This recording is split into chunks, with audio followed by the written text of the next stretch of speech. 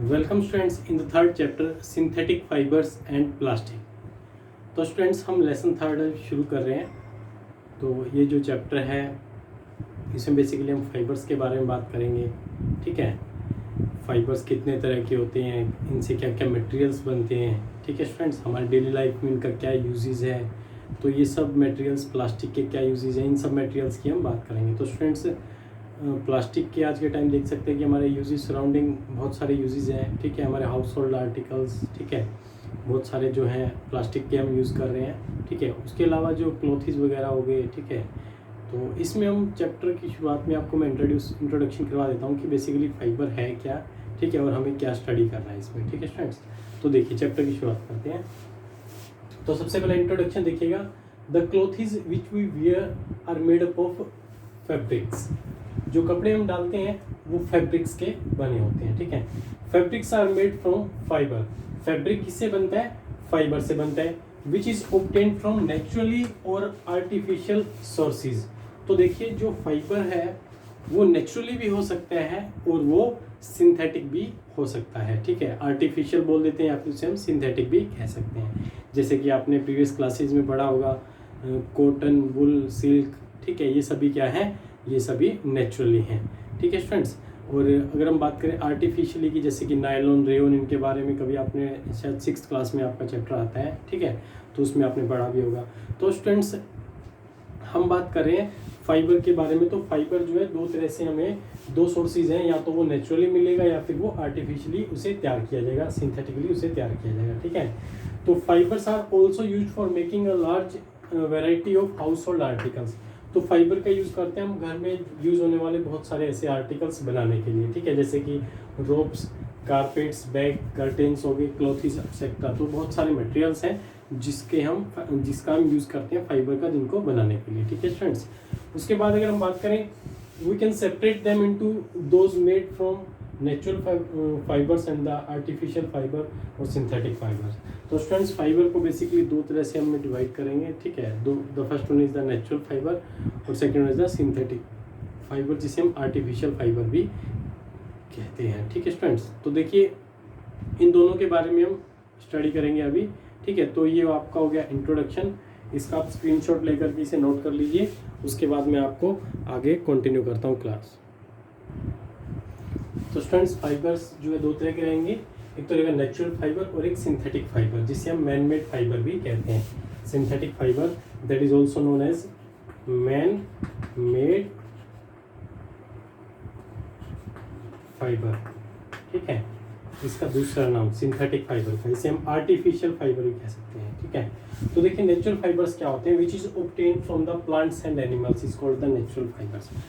वो फाइबर जो हमें नेचुरली मिलते हैं प्लांट से या फिर एनिमल से, उन्हें हम नेचुरल फाइबर्स कहेंगे। जैसे कि एग्जांपल है cotton, wool, silk is the examples of the natural fibre.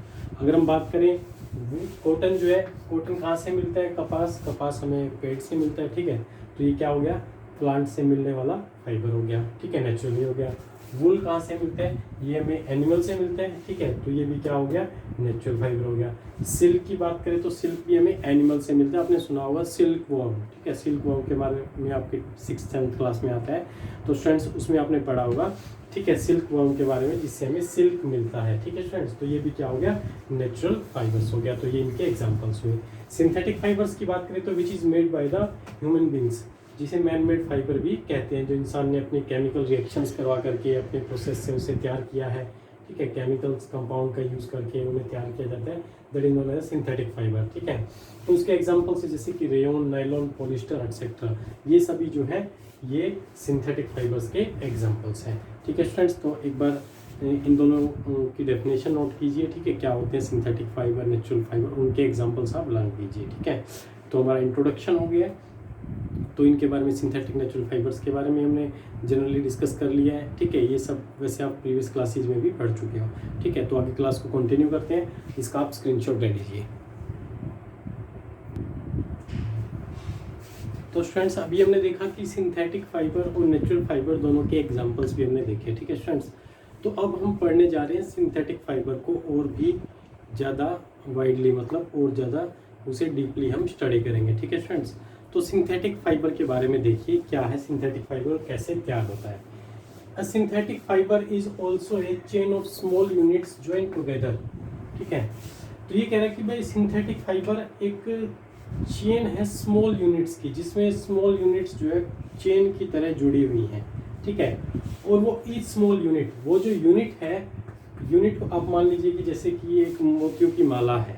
ठीक है, वो जो माला है उसे आप मान लीजिए कि वो एक फाइबर है, सॉरी वो एक मान लीजिए कि फाइबर है। ठीक है, ये मान लेते हैं कि सिंथेटिक फाइबर है। ठीक है, अब वो जो बना है वो किससे बना है, मोतियों से मिलकर के बना है, तो मोती उसके अंदर मान लीजिए कि एक यूनिट है। ठीक है, एक यूनिट की तरह उसे मान लेते हैं, और वो यूनिट क्या है, बार बार रिपीट होती है। Unit is actually chemical substance. तो जो सिंथेटिक फाइबर बनता है उसमें स्मॉल ढेर सारी यूनिट्स होती हैं, small unit unit unit unit ढेर सारी यूनिट्स होती हैं, और वो यूनिट किस चीज़ की बनी होती है, वो बनी होती है केमिकल सब्सटेंस की, किसी भी केमिकल सब्सटेंस की होती है। और many chemical substance unit combined to form a large single unit is called the polymer. ठीक है, तो क्या होता है कि वो यूनिट्स जब रिपीट होने लगती हैं, ठीक है, वो केमिकल सब्सटेंस जब रिपीट होने लगते हैं तो एक पॉलीमर बना देते हैं। ठीक है स्टूडेंट्स, तो मैं आपको फिर से बता दूं, देखिए स्टूडेंट्स क्या समझाना चाहते हैं, आपको समझाना चाहते हैं कि सिंथेटिक फाइबर कैसे बनाया जाता है। तो सिंथेटिक फाइबर को बनाने का जो प्रोसेस है वो आपको एक्सप्लेन कर रहे हैं। तो सिंथेटिक फाइबर को तैयार करने के लिए यहाँ पर आपको एक्सप्लेन किया है कि synthetic fibre is also a chain of units join together. तो आप सिंथेटिक फाइबर को एक चेन की तरह मान लीजिए, जो कि ढेर सारे छोटे छोटे यूनिट से मिल करके बनी है। ठीक है, चेन की तरह सपोज जैसे कि माला मान लीजिए। ठीक है, तो ढेर सारी यूनिट्स उसमें क्या लगे होते हैं, मोती लगे होते हैं। ठीक है, तो each small unit is actually chemical substance. तो इसी एग्जांपल को समझते हुए हम ये कह सकते हैं कि जो फाइबर बना है वो जो ढेर सारे छोटे छोटे यूनिट्स जो केमिकल सब्सटेंस उससे मान लो, केमिकल सब्सटेंस जब आपस में रिपीट होते हैं तो एक बहुत बड़ा स्ट्रक्चर बना देते हैं, उसी को कहते हैं पॉलीमर। ठीक है स्टूडेंट्स, तो that is known as the polymer. ठीक है स्टूडेंट्स, तो पॉलीमर ये वर्ड कहाँ से आ गया, पॉलीमर, क्योंकि हम तो सिंथेटिक फाइबर पढ़े थे, पॉलीमर क्या आ गया। तो पॉलीमर क्या है, the word polymer comes from two Greek words. Poly का मीन्स होता है, मीनिंग इज मैनी, पोली का मीन्स होता है मैनी, एंड मर का मतलब होता है यूनिट। जब ढेर सारी यूनिट्स, ठीक है, यूनिट या फिर उसे पार्ट भी कह सकते हैं, जब ढेर सारी यूनिट्स रिपीट होने लगती हैं तो पॉलीमर बन जाता है, और पॉलीमर से ही सब चीज़ें जो है बनती है। फाइबर जो वगैरह जो सिंथेटिक फाइबर जो तैयार होता है वो समझ लीजिए पॉलीमर ही है। हमारी बात समझ में, ठीक है। तो व्हाट इज पॉलीमर, पोली का मतलब क्या है, पोली इज द मैनी, मर मीन्स यूनिट। जब ढेर सारी यूनिट्स रिपीट होती हैं तो पॉलीमर बनता है, सिंथेटिक फाइबर बनता है। ठीक है, तो ये यूनिट्स क्या है, ये यूनिट्स हम कह सकते हैं कि कोई भी केमिकल सब्सटेंस हो सकता है। ठीक है स्टूडेंट्स, तो ये हो गया हमारा सिंथेटिक फाइबर से रिलेटेड ये जो टॉपिक हमने पढ़ा है पॉलीमर। ठीक है स्टूडेंट्स, तो पॉलीमर आपको समझ में आ गया, पोली का मीन्स क्या है, मर का मतलब क्या है। ठीक है, पॉलीमर एक ग्रीक वर्ड है, ग्रीक भाषा से लिया हुआ शब्द है, जिसमें पोली का मतलब होता है मैनी, ढेर सारे। ठीक है, यूनिट, मर का मतलब होता है यूनिट, जिसे हम पार्ट भी कह सकते हैं। ठीक है, तो जब ढेर सारी यूनिट्स जो है रिपीट होने लगती हैं तो पॉलीमर बनता है। तो ये हो गया स्टूडेंट्स हमारा पॉलीमर, इंपॉर्टेंट टॉपिक है पॉलीमर। क्वेश्चन पूछ लेते हैं कि व्हाट इज पॉलीमर, तो आपको एक्सप्लेन करना होगा कि पॉलीमर होता क्या है। ठीक है स्टूडेंट्स, तो इसका स्क्रीनशॉट लीजिए, क्लास को आगे कंटिन्यू करते हैं। सो सिंथेटिक फाइबर को स्टूडेंट्स आगे कंटिन्यू करते हैं। टाइप्स ऑफ सिंथेटिक फाइबर्स, तो सिंथेटिक फाइबर के कुछ टाइप्स हैं, किस तरह का सिंथेटिक फाइबर है, तो वन बाय वन उसे स्टडी करेंगे। तो सबसे पहला है रेयोन। रेयोन क्या है, rayon such a fibre was obtained by chemical treatment. मतलब अगर सिंथेटिक फाइबर है तो केमिकली ट्रीटमेंट से तो होगा ही क्या। ठीक है, तो which is fibre which is obtained by the chemical treatment, wood pulp. Would pulp को केमिकली ट्रीटमेंट दिया जाता है, इसीलिए इसे सिंथेटिक फाइबर कहते हैं। ठीक है, और ये रेयोन ऐसे तैयार होते हैं, कैसे तैयार किया जाता है, such a fibre was obtained by chemical treatment of wood pulp, this fibre is called the rayon or artificial silk. Rayon का दूसरा नाम है आर्टिफिशियल सिल्क। आर्टिफिशियल सिल्क क्या, इसे मतलब रेयोन तो ठीक है ना, लेकिन आर्टिफिशियल सिल्क क्यों कहा जाता है। तो स्टूडेंट्स मैं आपको बता दूं, सिल्क जो है वो एक नेचुरल फाइबर है जो कि सिल्क वर्म से हमें मिलता है। ठीक है स्टूडेंट्स, तो सिल्क जो है सिल्क वर्म से मिलता था, जिसकी डिस्कवरी जो की थी, जिसके बारे में सबसे पहले जिसके बारे में बताने वाला था वो था चाइना, चीन ने इसको इन्वेंशन किया था सिल्क को। ठीक है, जो नेचुरली फाइबर है। लेकिन कुछ टाइम बाद in the 19th century, after the 19th century, around the 19th century, लगभग इसके आसपास की बात है, 19th सेंचुरी के आसपास की बात है, तो एक नया फाइबर तैयार किया गया जो कि सिल्क वर्म से तैयार नहीं किया, वो तैयार किया गया किसे, केमिकल ट्रीटमेंट वुड पल्प से। वुड पल्प को केमिकली ट्रीट किया गया जिससे एक नया फाइबर बना, that is known as the rayon, जिसे हम आर्टिफिशियल सिल्क भी कहते हैं। क्यों कहा गया इसे आर्टिफिशियल सिल्क? क्योंकि इसकी जो प्रॉपर्टीज थी, जो उस सिल्क में जो खासियत होती है, वो सारी खासियत रेयन में थी, इसीलिए इसको जो है आर्टिफिशियल सिल्क जो है नाम दिया गया। ठीक है फ्रेंड्स, तो रेयन का दूसरा नाम क्या है, आर्टिफिशियल सिल्क भी कहते हैं। ठीक है, और सबसे बड़ी बात क्या थी कि जो नेचुरल सिल्क है उससे ये सस्ता भी है, और सेम फाइबर में जो सिल्क फाइबर में जो क्वालिटी है वो सेम रेयन में भी क्वालिटीज़ हैं। ठीक है, और उससे सस्ता भी है। ठीक है, अगर बात करें रेयन को, अगर हम मिक्स कर देते हैं कॉटन के साथ, rayon is mixed with the cotton, अगर कॉटन के साथ, कॉटन जो है ना वो क्या है, कॉटन जो है नेचुरल फाइबर है जो हमें प्लांट से मिलता है। ठीक है, कॉटन के साथ अगर रेयन को मिक्स कर देते हैं तो उससे बेडशीट्स बनाई जाती हैं। ठीक है, रेयन को मिक्स करके कॉटन के साथ क्या तैयार किया जाता है, बेड शीट्स तैयार की जाती हैं। अगर हम बात करें रेयन को अगर वुल में हम मिक्स कर देते हैं, ठीक है, वुल के साथ मिक्स करके इसके कारपेट्स जो है वो बनाए जाते हैं। ठीक है स्टूडेंट्स, तो ये हुआ हमारा सबसे पहला टाइप क्या, रेयन। ठीक है, जो सिंथेटिक फाइबर है। तो आपको मैं फिर से बता दूं, रेयन का जो दूसरा नाम है वो है आर्टिफिशियल सिल्क।